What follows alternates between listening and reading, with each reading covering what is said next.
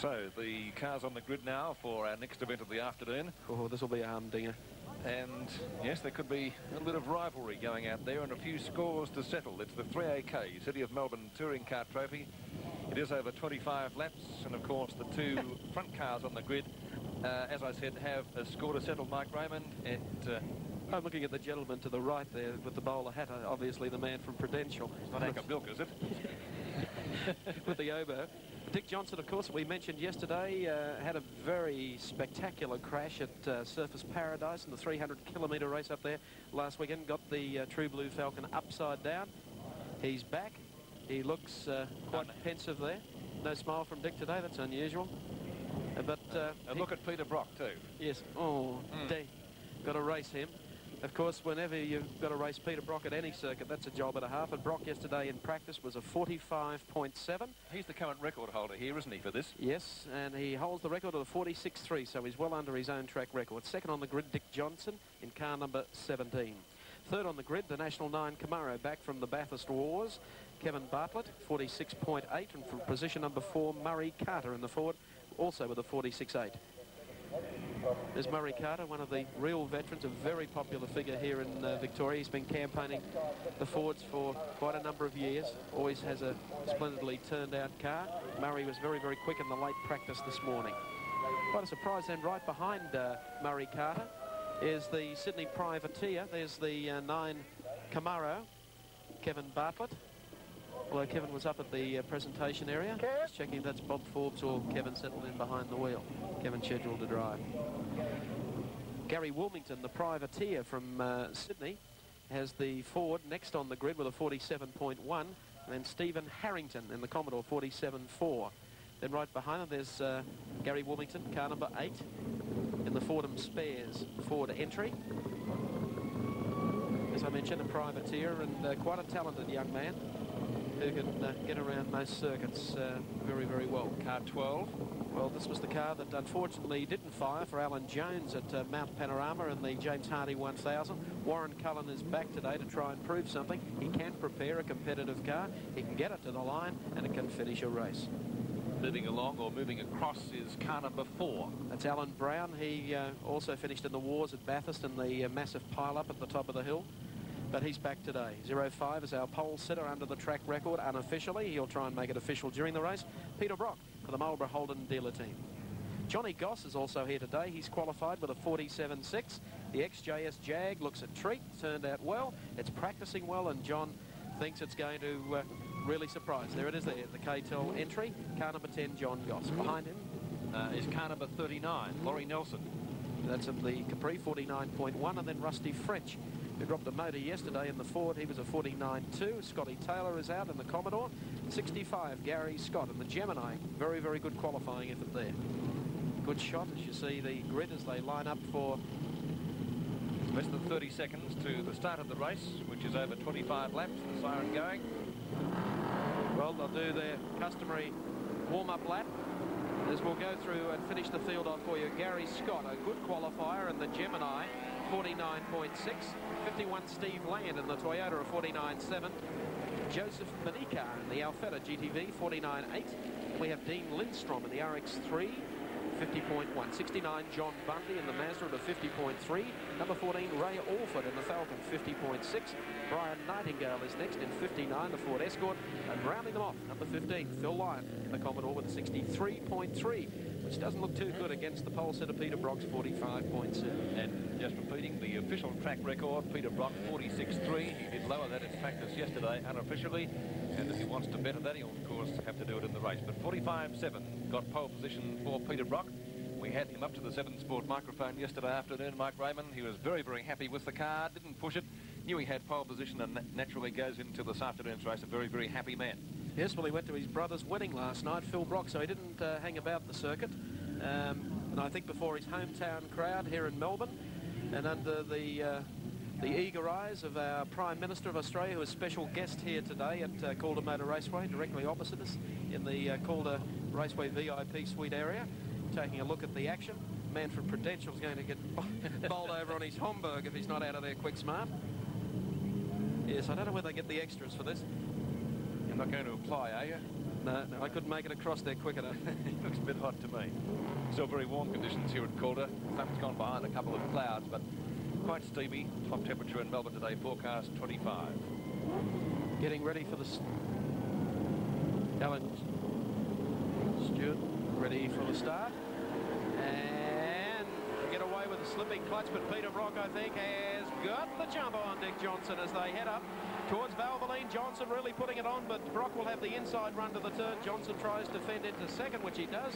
Kevin Bartlett will get there through smartly into third. Murray Carter has made it out fourth, and then Cullen making it up. Look at them coming to you as they come down General Credit's back straight. Dick Johnson going after Brock, and Kevin Bartlett there. Carter is there, and Warren Cullen. 1, 2, 3, 4, 5. The right-hander at 3 dB, and Dick Johnson is very close to Peter Brock. Oh, and Brock nearly put a tyre over the edge there of the circuit. Could have been a disastrous start for him, but Brock's still the leader. He started from pole. They come up towards Glowweave quarter down now for the run down the main straight. And this is going to be a very, very interesting one. Johnson right on the hammer of Peter Brock. There's only a couple of metres between the first two cars as they go down past the VP start-finish line with Kevin Bartlett in third place. At the end of the straight, Dick Johnson a little closer to Peter Brock, but Brock doing it beautifully. Got a little sideways out there, though. Coming off the corner, now it's down to some real nitty-gritty business in the touring car department in the City of Melbourne trophy race as Peter Brock really stretches it as they come down General Credit's back straight. Johnson makes a little ground as they get down to the right-hander, but no room to pass there. It's pretty tight and a little bumpy as they come across here. Bartlett is still back in third. Fourth place is Murray Carter, and Johnny Goss coming on strong in the Jaguar in fifth place. Also going strong down there is Warren Cullen in car number 12, and in car number 27 is Steve Harrington in the Commodore.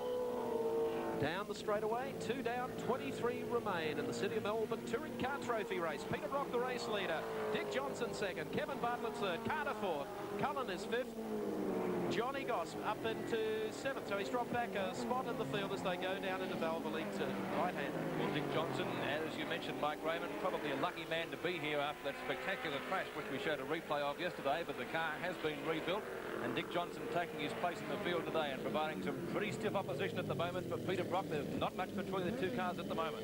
0.5 of a second separated them in practice yesterday. Johnson wasn't happy with the car, worked on it all night with the True Blue crew, and they've got it out in good trim, and he's really hounding Brock as they come off the corner out of Glowweave coming down the straightaway where they will now have 22 laps to go. Peter Brock still with about the same lead. Johnson will gain a little from this point halfway up the straightaway to Valvoline corner. Bartlett third, and a great dice for fourth. Murray Carter, I think, just got fourth at the moment, but it's going to be pretty tight on the turn there. He might slip back behind car number 12, and that's Warren Cullen. General Credits back straight, still Peter Brock from the Marlborough Holden dealer team, leading the True Blue Falcon from Dick Johnson. Brock, of course, would know this circuit like the back of his hand, testing many Marlborough Holden dealer team cars out here during the week. And Dick Johnson, of course, from Queensland, also knows it pretty well, but I think Brock could just about drive around Calder with his eyes shut.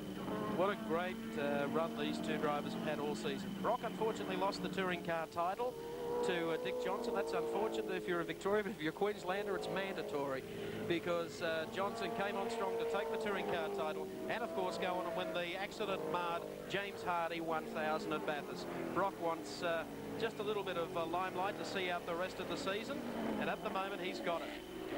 They're close. Still in sixth place is Stephen Harrington behind Warren Cullen and Murray Carter. Carter lying fourth, and in third position is the 9 car of Kevin Bartlett. So the placing is still the same with 21 laps to go. Look at this, Dice, further back, these fender rubbing. We've got Alan Jones and the Wigston car as well. Harrington car as they come down to the right-hander at 3 dB. Wait and see what develops there too as they go through. They've been at it since it started. Cullen in number 12, and then back to Harrington, of course, in number 27.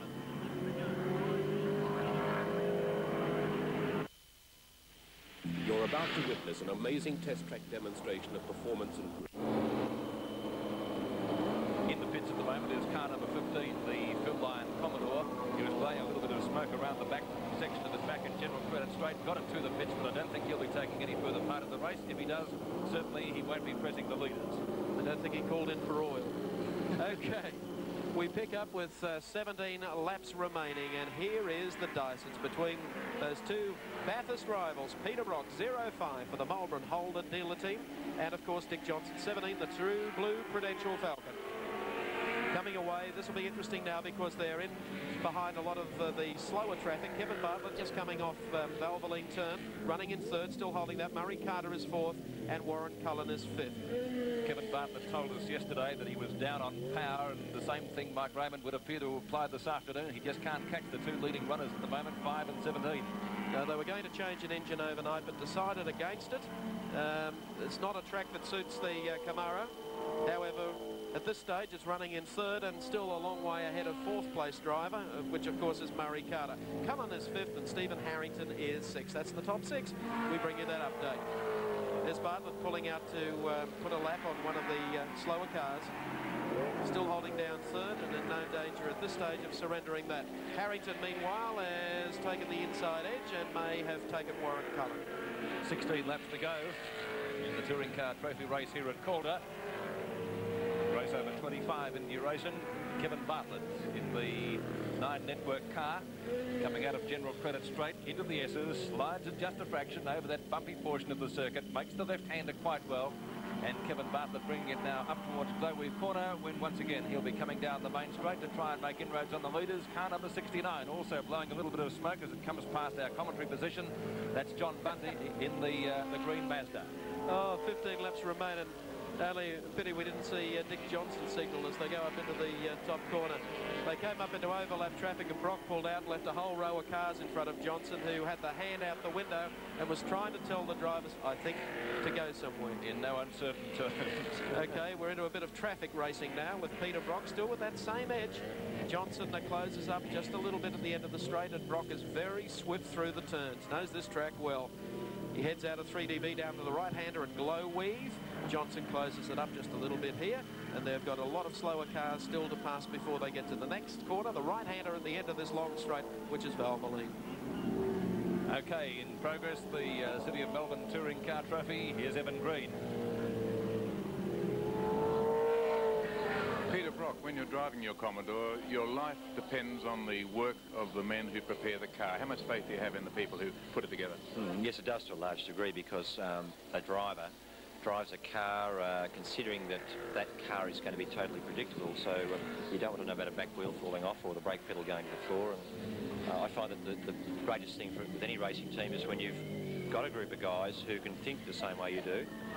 It's one of the reasons why, for instance, Bruce Nowacki's been with the team now since 1972, and he and I are great friends, and I know that if he says the car's right, it's right, and I can then concentrate on the job of driving it.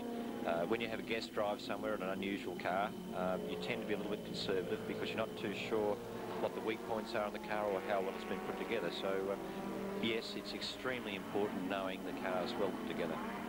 Dick Johnson says that out in the track there's no love lost. How do you feel about him? Well, I think that's probably quite a fair statement. We're quite friendly off the track. We're not bosom buddies at all, but, you know, we're both pretty much the same sort of nature of people, I suppose. And you get out in the track, and once that flag drops, he is just a person in a car that's doing his very best to beat me, and I'm much the same. But Dick's a very clean driver. He's very hard. There's certainly no love lost as far as driving tactics are concerned, but then again, it's all above board, and that makes very enjoyable racing, I think. Enjoyable racing, exactly. Peter Brock, Marlborough Holden dealer team 05. One of the big winners on the touring car circuit of champions in Australia for a long, long time. And moving up into 6th position now, Mike, is Gary Wilmington and the yellow Ford Falcon. The overall placings at the moment are Brock and Johnson in 1st and 2nd place. In 3rd position is Kevin Bartlett in the 9 car. Car number 18 is in next position. That's Murray Carter. And car number 27 follows him. That's Steve Harrington in the Commodore. And as I said, moving up into position number 6, Gary Wilmington and the yellow Ford Falcon. Okay, coming out of Glowweave turn, facing the straightaway with 11 laps remaining. Peter Brock, probably the biggest gap that he's held on Dick Johnson. Johnson does gain a little at the end of the straights, but that's about it. Kevin Bartlett still holding down in 3rd place. There you can see the gap that the leaders have over 3rd place Kevin Bartlett. And that view from our camera mounted in the Clark mobile crane, which you saw out there in the top left-hand corner of the screen. Murray Carter still 4th. 5th place being held down by car number 27. That, of course, is Stephen Harrington. So it's Brock, the race leader, from Johnson, Kevin Bartlett, Murray Carter, Stephen Harrington, and, of course, Gary Wilmington. 27 is Stephen Harrington. 11 laps to go. So if Dick Johnson's going to catch Peter Brock, he's fast running out of laps in which to do it. Brock driving a copybook race at the moment.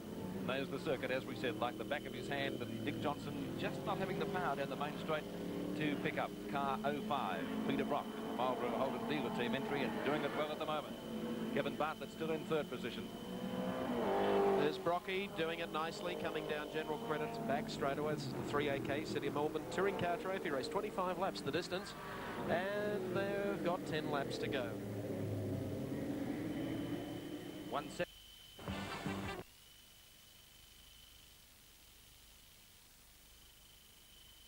In the small car section at the moment, just repeating them, car number 39 leading that particular part of the race. Laurie Nelson in the Capri components entry.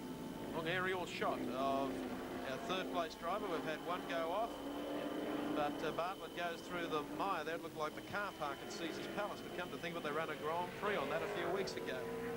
Okay, that's Lyon in Moorstrife. He's been in for in the pit area for some problems that have been set in today. Okay, the race continues. Pick them up coming down the back straight away, and a lot of traffic there too. Wilmington, number 8, moving to the outside. And Peter Brock increasing his lead, Mike, now 2.5 seconds from Dick Johnson. Brock has managed to run away. There's Johnson, car number 17, the true blue Prudential Falcon, as the cars come down the General Credit's back straight. Between second and third, Johnson, and car number 9, the Camaro of Kevin Bartlett, 13.5 seconds. So the gap is widening between our first 3 place getters. Okay, 6 laps remain as they come down to Glowweave Corner. Brock will be onto the straightaway shortly. Interesting to see John Goss's car still out there running, the XJS Jag, but it's still just a little bit off the pace. Johnson comes down the straightaway, that gap widening even more as Brock heads up to Valvoline Corner. There's Brock going in now. Johnson caught up, has some slower cars still to pass, but he'll probably take care of that on the General Credit's back straight. 20 laps into the race, 5 remain at the 3AK City of Melbourne touring car race here at Calder Raceway. One of the support events to the National Panasonic 46th Australian Grand Prix.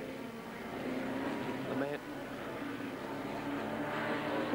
Dick Johnson driving today.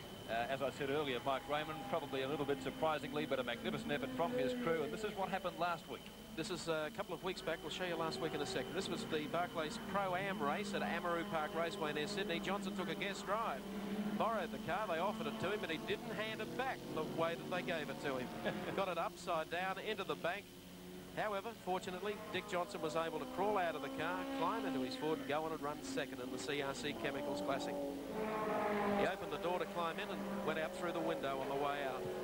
Okay, that was a couple of months back last weekend at Surfers Paradise Raceway in the series race up there, 300 kilometres. The brakes went out. That was a moment of concern for Dick Johnson. He went into a 60-kilometre corner running 120, got a little out of shape onto the grass, and then bonko, straight upside down. Daisy.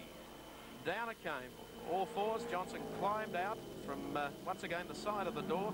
Would you believe it, 7 days later, he's back here at Calder Raceway. And that's the leaders board at the moment. Peter Brock and car 05 still leading Queenslander Dick Johnson from Kevin Bartlett third.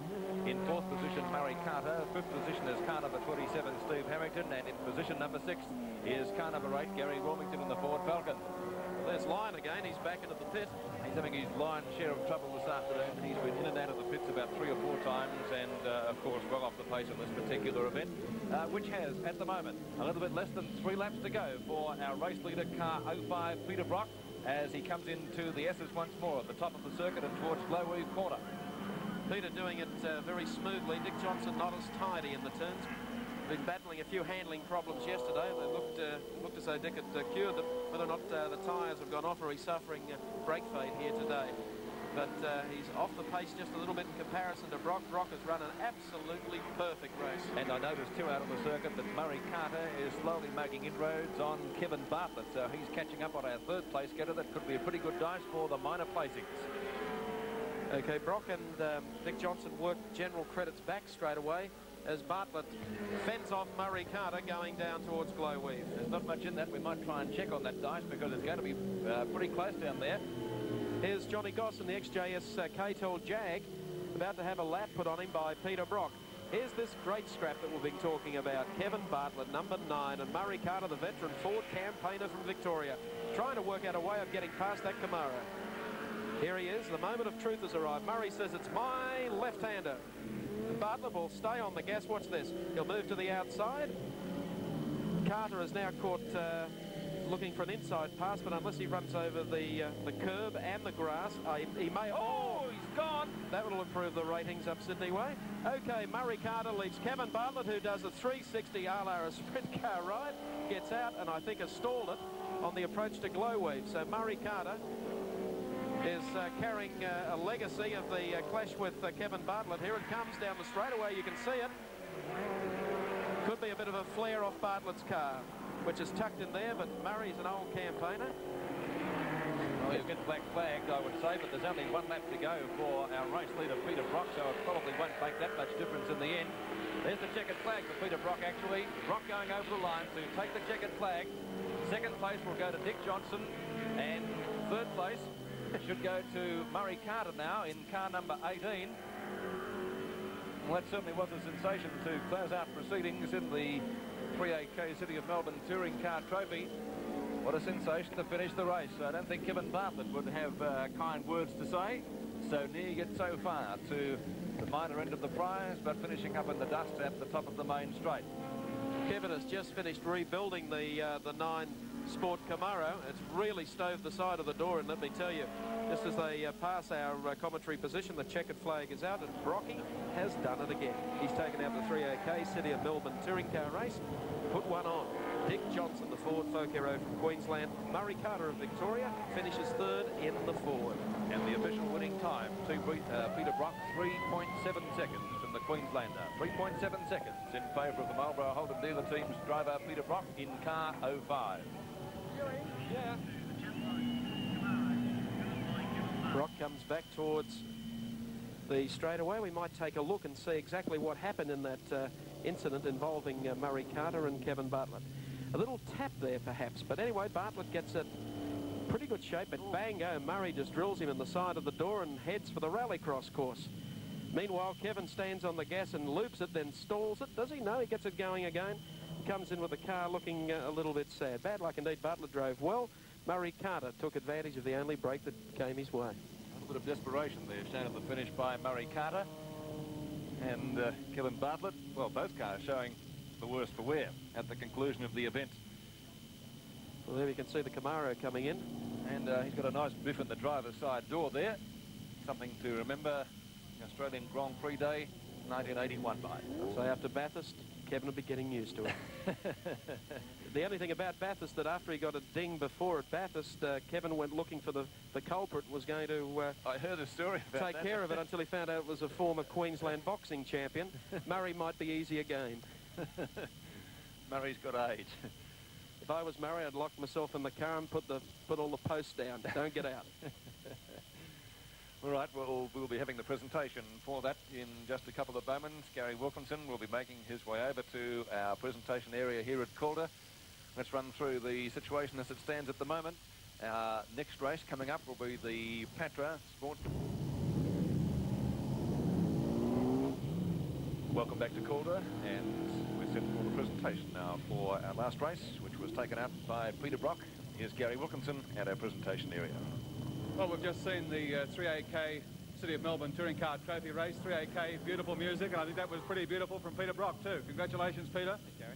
Although I noticed at one stage, it might have escaped some people down the bottom here, you almost came unglued. Very embarrassing. It's reminiscent of Dick Johnson's problem he had at Sandown. For some reason, the rear shockers and rear brakes just worked a lot harder today than what they do normally. I suggest it's the hot weather, and it was very embarrassing for a moment. For about the first 15 or 16 laps, Dick was right on your tail. Were you surprised at that, because he's had a monumental rebuild on that car? Yes, he's done very well, considering he's just finished off, I think it was late Thursday night, and transported down from Queensland. And full marks to Dick for putting on the track in such a competitive condition. Yes, I am quite used to Dick Johnson giving me a hard time, and it's a bit of a change though to look in the mirror and see him sitting behind me. Well, congratulations once again, Peter, and on behalf of 3AK, numerous trophies, please accept them. Thank you very, very much. And congratulations to Bob Jane on an excellent day's racing, and in fact I'll be back over there watching the Sports Sedans followed by the Australian Grand Prix. A great day's racing. Thank you.